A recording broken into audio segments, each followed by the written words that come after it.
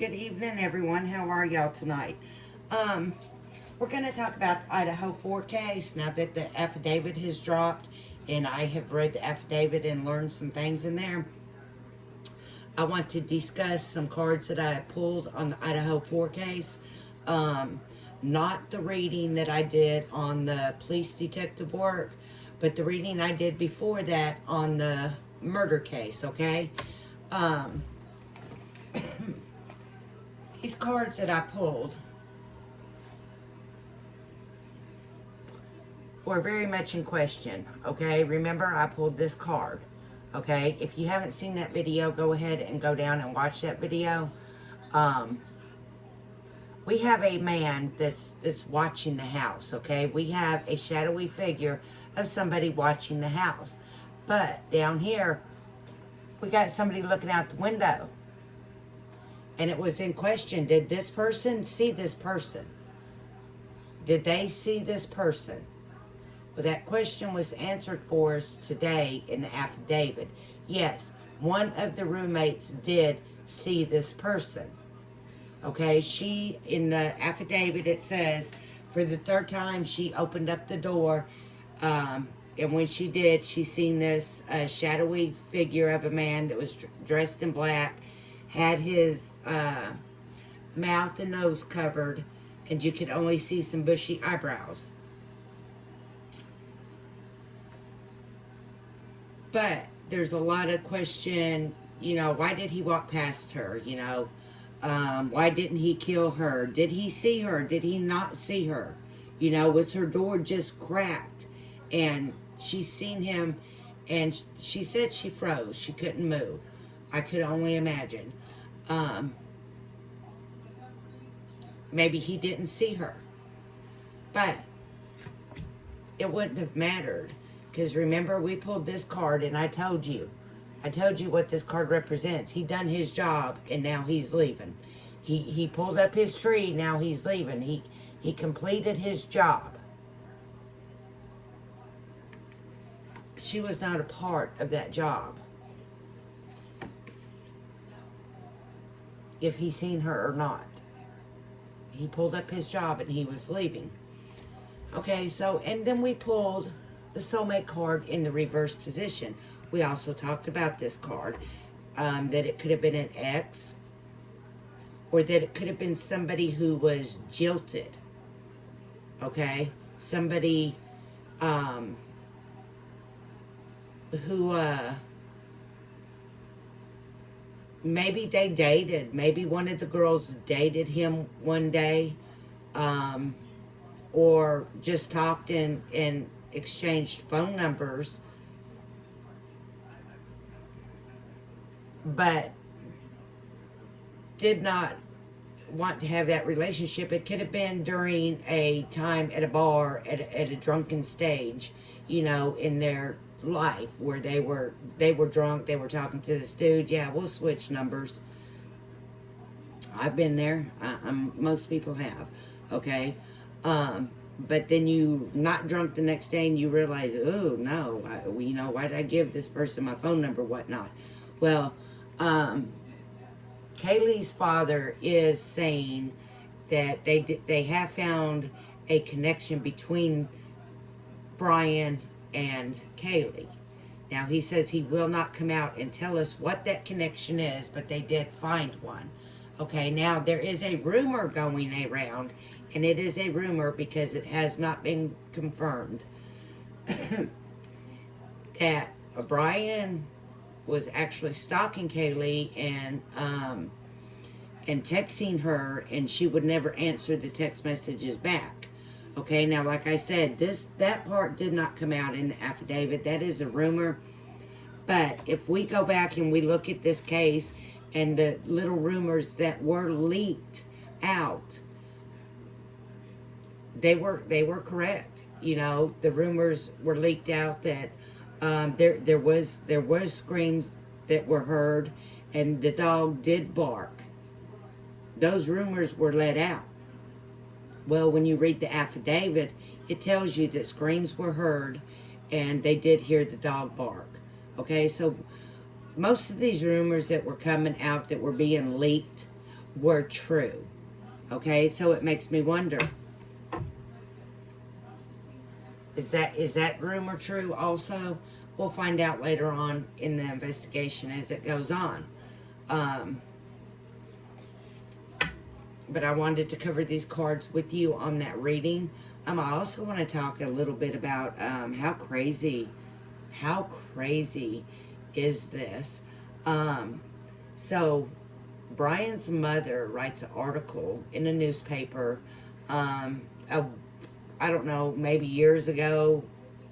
I don't know how long ago, but she writes this article in the newspaper about Ted Bundy, about how sad and bad it was for him to do what he did to his victims, but how more awful it was for the general public to cheer on his death. And she wanted, what type of society have we became? Those were her words in that newspaper article. So she felt like we should not have been happy that Ted Bundy was killed, whatnot. We shouldn't have been happy for his death. Even though he did some of the most horrific crimes. Isn't it crazy that her son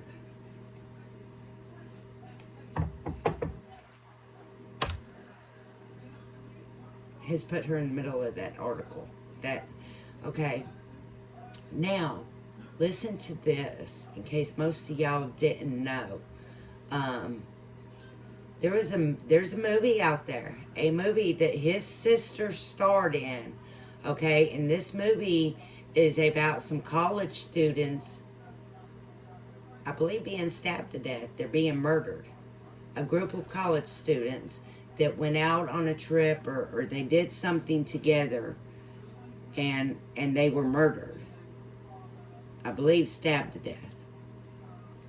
Now, his sister played in that movie. She was one of the stars, I believe, in that movie.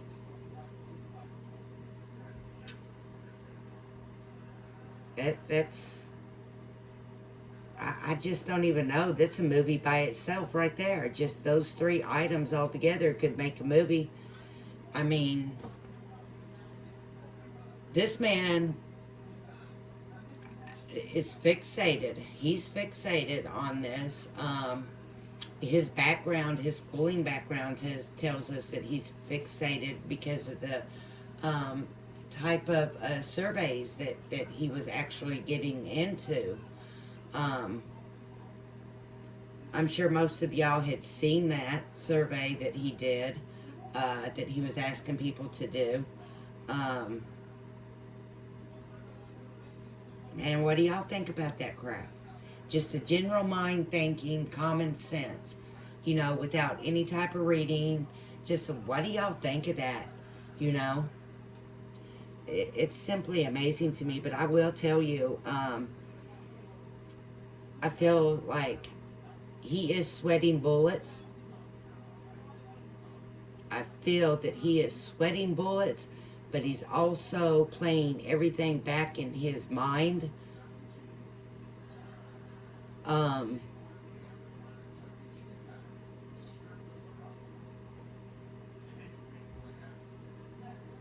I do not feel like at 9 o'clock, at 9 a.m. in the morning, when he went back to the house after the murders at 9 a.m., I do not feel like he was going back for his stealth that he left behind, that his knife went into, whatever you call that.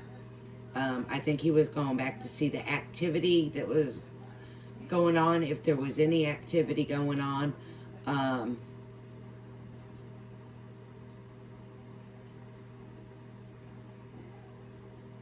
I do feel a type of panic in him, but I also feel like it's not out of control panic, but it's more like I said, sweating bullets, more like I'm sweating this and trying to figure it out in his mind. And because of all of the criminal knowledge that he has. He's thinking he's going to come to some type of conclusion that this is, you know, he's going to walk out of this. I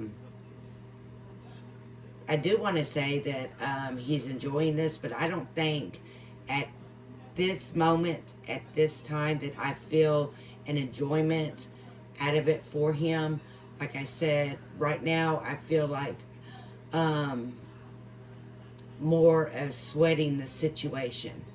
And I don't mean paranoid, or I just mean sweating the situation. So I do pick that up. I do pick up that as this case goes on, he will start to enjoy more of the court hearing process and the learning. I think he's going to ask for law books while he's in there, so he can study. It's just this is a case that's just really out of the movies. I mean, just to know that your mother wrote this article on Ted Bundy and how sad it was that people cheered his death on. Just to know that his sister starred in the movie where a bunch of college kids got killed, you know, and then here we are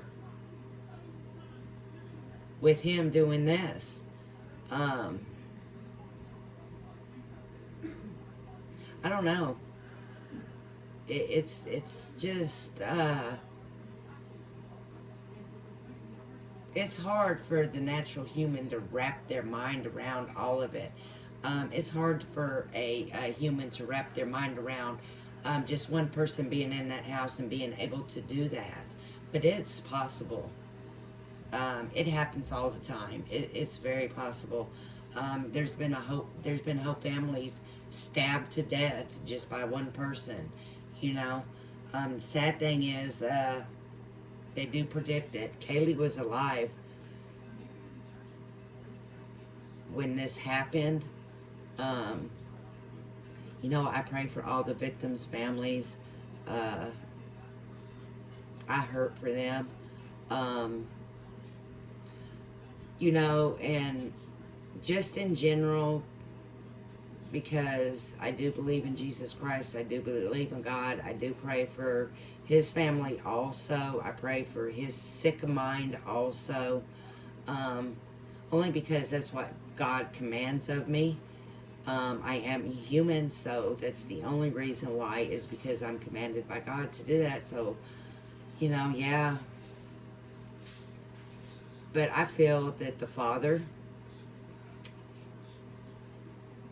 is a little on the strange side himself. That whole situation where the Indiana officers that pulled him over, if y'all haven't watched that clip, watch that clip. The father's just strange, and just for him to bring up a mass shooting that happened in his son's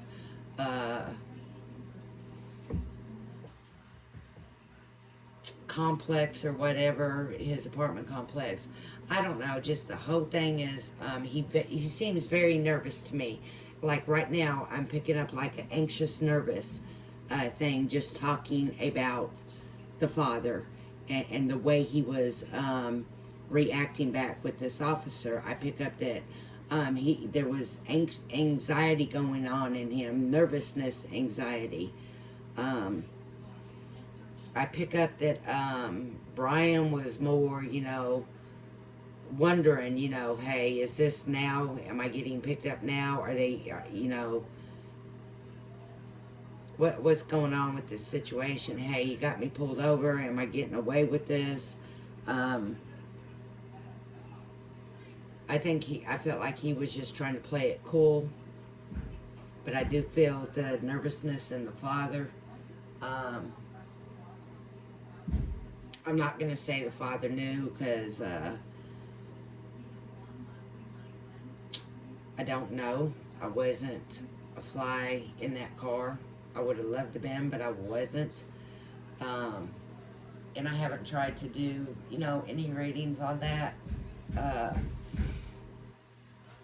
And I try to be very careful what I say and how I say things. But that's a very weird situation, and I do pick up him being very anxious and nervous when the officers pulled him over.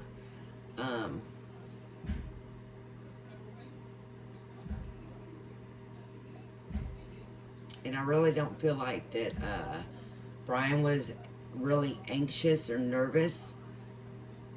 Felt like it's like he was more grounded. You know, he was more grounded with the situation, but had things going on in his mind, and his mind was just tight. If that makes any sense to y'all. But yeah, what do y'all think about that? Have y'all read the affidavit? Read it. It's not all in there. It's not all going to be in there. We'll learn things as we go along. And I'm pretty sure he will plead not guilty, and we're going to have this battle because that's his mindset. That's his mindset.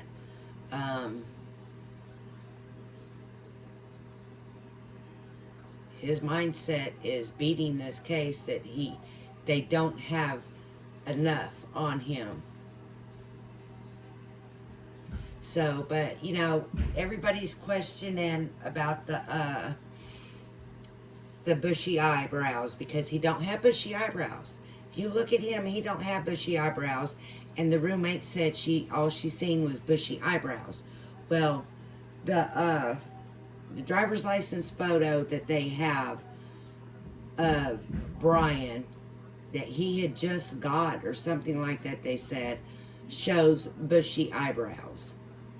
Okay, so obviously, I don't know, he's trimmed them up, thinned them out, whatnot, I don't know, but they do confirm, this is a confirmed, that he did have bushy eyebrows in a recent picture. I believe it was his driver's license picture, I'm not sure, so don't quote me on that. But yeah, I wanted to come on here and talk about that, and cover these cards that I had pulled on that reading. Wow.